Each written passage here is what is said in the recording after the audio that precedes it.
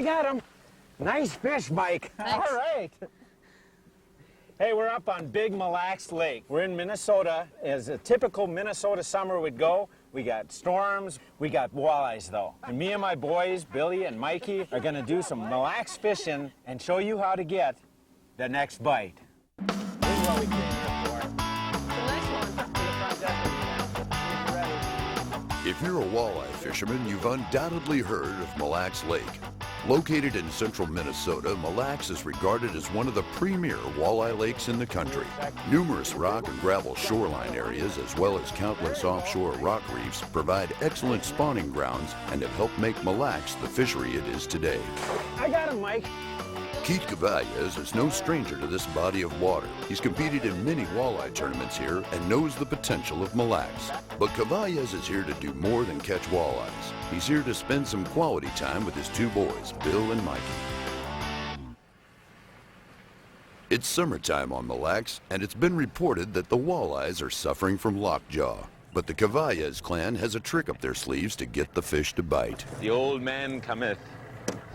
Oop, there's a bite. Ooh, look at him peel that line off. There he is. Just like that. And I got him. Okay, go ahead and grab the net one, you guys. I saw him. Feels like a Mille Lacs slot fish. There he is down there. See him, Bill? Get him. Good netting job. Excellent. This could be one of those nice Mille Lacs slot fish here. They've got a slot on Mille Lacs that is, you can only keep fish between, well, less than 20 inches long or one over 28 inches. And obviously this one won't be 28. Might even be over the slot. He's a pretty good sized fish. Real pretty fish though. Look at how gorgeous those colors are there. Very, very nice. Kavajecz and his boys are using a technique known as rigging. The presentation includes a baited hook attached to a very long leader that is connected to a barrel swivel and then a slip sinker. The slip sinker allows the bait to be fed to a walleye without it detecting any resistance from the weight. Kavajecz is slowly trolling this rig on one of the many mud flats in Mille Lacs Lake. Dad, I got one. Good one, Mike? Yeah, it's pretty big. Okay, here I come. I'll come back and help you here. You got it in back reel there? Yep. Back reel is a nice little deal. If the fish really pulls hard, Mikey will just reel backwards a little. This is a light line, 6-pound test line. You get the net free here, Mike. How's he feeling? Big. No, look at how straight down he is. I mean, he's actually right under the boat, isn't he? Yeah. Good fighting, though. Keep that back reeling working. What do you think of Mille Lacs? It's awesome. I would say. Right there he is. I got him, Mike. Oh, nice fish. Oh, good one. Look at there. Did you feel him good? Yeah. What did it feel like? Huge. No, what did it feel like to bite, though, I mean? Like, I don't know. Just kind of thunk? Yeah. Huh? Look at here how he got it. That fish has got that leech way down his mouth. So you did a really nice job of releasing before he could feel it, and then he's just kind of gobbled it up. But it's so far down in there, you wouldn't want to pull this out or rip it out or anything, or even really use the pliers on it.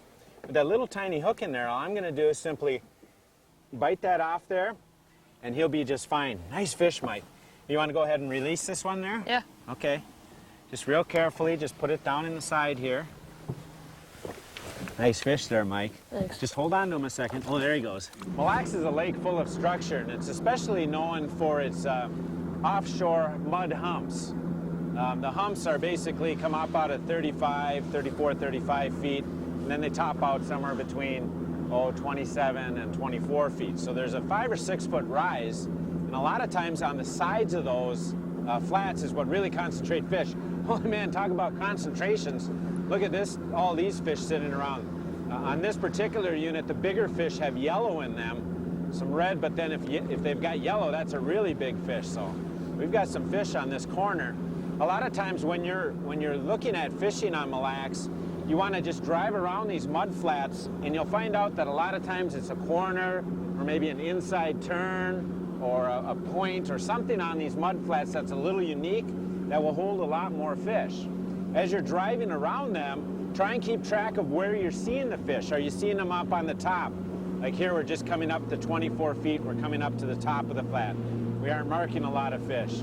Or as we drop down now off the side, is that where we're marking them? And so driving around and just looking with a good electronic like this can really help you pinpoint where to fish. Reel, reel, reel. You got him. Easy now, easy. You don't need to keep reeling hard. I want to break that light line.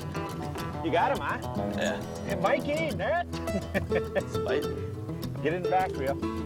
Might be a good one. Come on right up here with us, Mike. I got the net. Cool. How's he feel? Pretty big. Pretty big. Yeah. Look at him fight straight down. There's the sinker. Are you ready there, Mike, with the net? Now remember, let him come to the surface. He's staying out there. Wait, let me just move the trolling motor a little bit towards him. Might be one of them good slot fish. Maybe a little bit bigger. Now he's fighting. We saw his sinker. Now the sinker's gone. Where's Really the pulling sinker? pulling Now he's hard. going back down to the bottom, huh? Yeah? Wow. That's the Good sign of a fighter. good one, isn't it? Yeah. Here's the sinker again. I don't... I see. There he is. Wait, oh, he's a great one. He's a big one. He's got another line with him. Oh, good one, Bill. Look at that pretty one. Good fish, Bill. Thanks. Yeah, hooked just in the right place again. Look at here. Just in the right place. Look at there. Perfect hook set, Bill. You just picked up that leech and you ran with it away, and you set the hook just right into him. But all you got to do is reel. You don't got to really set the hook. You set the hook and pound it too hard, and you're going to lose them fish. Here you go. Why don't you hold your fish? That's a nice. Look at the gut on him. You can tell when we're graphing around, we see lots of bait, lots of bugs coming up, lots of little perch around and stuff. And these fish are eating just great. He's in wonderful shape. Beautiful fish, Bill. Thank you. Nice job. Way to go. Very good. You know, one of the most difficult things about rigging, especially when you're just starting out like Bill and Mike are, is detecting the bite of a walleye. We're using a little sinker here called a walking sinker. It looks something like this. And what we're doing is actually, if my hand is the bottom, we're touching that sinker on the bottom, then lifting it up about 6 inches. Touching it on the bottom, lifting it up 6 inches and holding it. And what you're trying to feel is that presence of a walleye. It isn't really a bite like a jig, like a tunk or a tick or anything like that. It's just kind of a weight or a mushiness down there. So part of the problem is sometimes when you drop that sinker down, it gets stuck in the mud a little bit, you go to lift it up and you think, oh, there's a fish, and you release your line. Well, that's all right when you first start out, but one of the things that you can do is just try and remember not to drag your sinker, just simply lift it up and a lot of times hold it for several seconds, maybe even 10 seconds or so, because if you know you're up off the bottom and feel that weight or mushiness, then you know you've got a bite and can release that.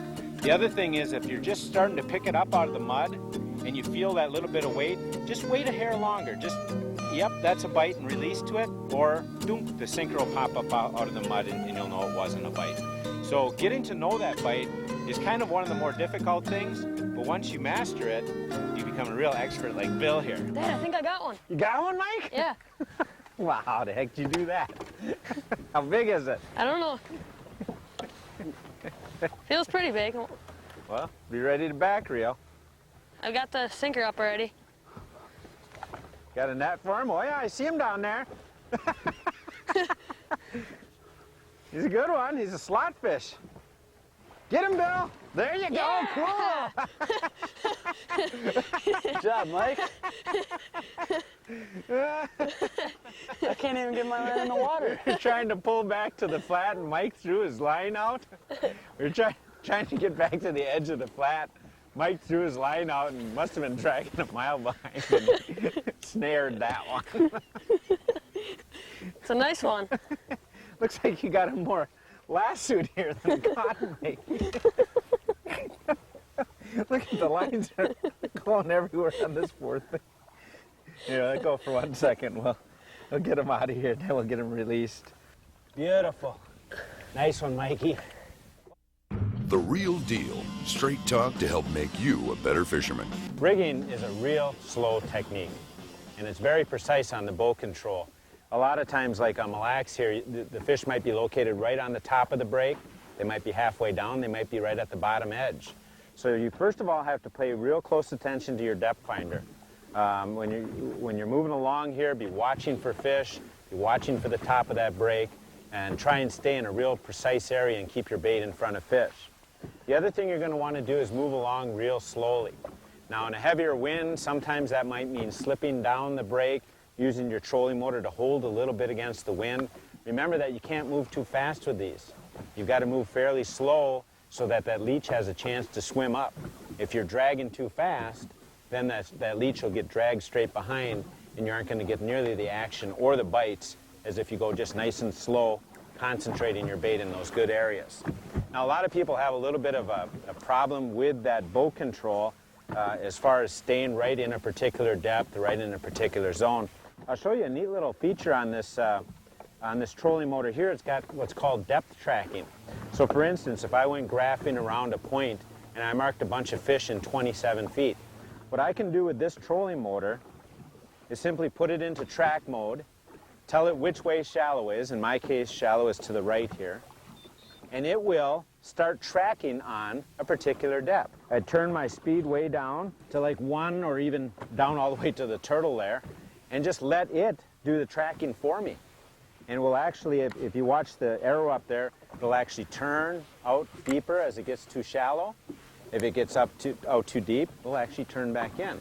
And the motor is actually smart enough that if it gets way off, like say it gets way too deep, 3-4 feet too deep, it'll actually speed itself up to pull it back onto that right depth. So it's a real nice way for people who aren't real good at boat control, keeping their boat in the right depth. It's also really good for a person like me if I've got to run to the back of the boat and net a fish or help one of the boys or one of my amateurs if I'm in a tournament. It really is an important feature to help keep me in the fishing zone. Back to more walleye fishing on Minnesota's Mille Lacs Lake. A recent bug hatch on Mille Lacs has kept the walleyes fat and happy and not very excited about most fishermen's offerings. But Kavajecz's slip sinker rig allows his leech to swim up off the bottom, making it appear to be a hatching insect. I got a bite. I got a bite. And it's still running out there. All right, here we go. I'm going to just take and try and feel him with my rod tip a little. Hey, he's there. I got him. Feel like a nice one? Oh, yeah. He came up and then he went right back down. Got him in back reel already. Here's the sinker. Here's the sinker. You ready, Mike? Yep. Oh, there he is. He's a monster. Get him! Get him, Mike! Oh, is that a good one? Look at that Mille Lacs monster. Man, that's a huge fish.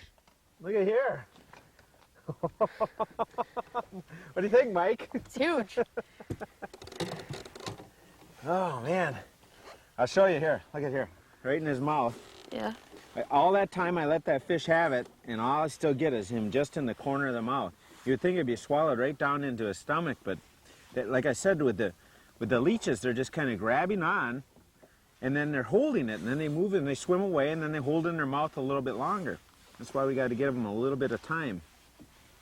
But this is probably the smallest hook that you can use for a walleye right here. It's a little number 8 single hook. It's as big as my little pinky, but you can see how big a fish this creates. You just got to fool them sometimes. You know, I've often told Mikey and Billy and my oldest boy Tommy that you know, it doesn't always take a real huge lure to catch a really big walleye. In fishing as in life, success often comes to those who have a few tricks up their sleeves. Beautiful. Years of competition on the tournament trail has given Keith Kavajecz knowledge on how to catch fish when the bite is tough. Be ready, get it, Mike. All right. So the next time you're experiencing uncooperative walleyes, try longline rigging. It just may be the presentation the fish are looking for. Get him, Bill. There you go. Nice net. Hot Topics, leading-edge techniques and tackle designed to put more fish in your boat. Brought to you by thenextbite.com. Real fishing information from real fishing experts.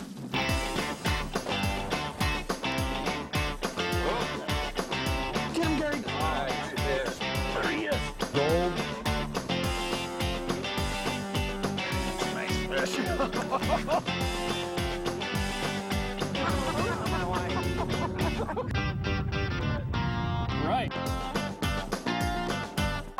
got in here, he wasn't so happy.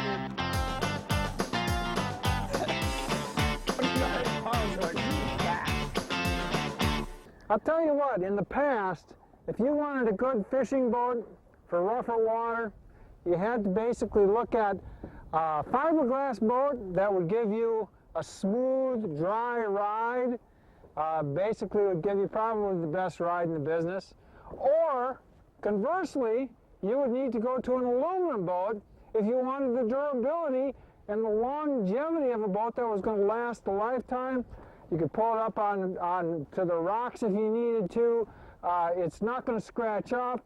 This boat gives you the best of both worlds. What you have here is a formed aluminum. The aluminum is actually shaped in a shape very, very similar to a fiberglass boat. There are really no outside rivets at all. All the wells are internal, but the shape of the hull is what makes this boat magic.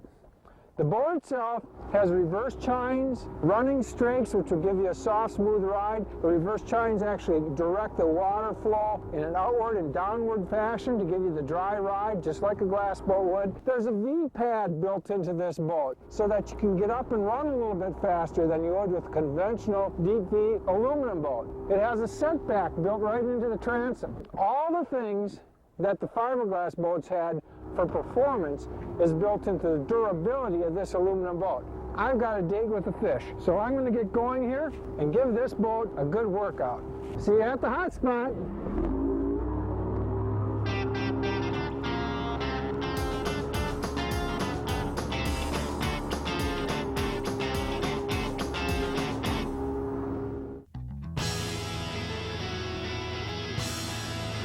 That's my son doing that boat control. All we need is our good looks and charm to catch fish. Right, Bill? No, Bill won't be catching very many. Yeah! Slot limit, baby! We're catching walleyes. We're going to try a multitude of What am I doing? God. Keith Kavajecz and his boys stayed at McCoyd's Inn on Mille Lacs Lake.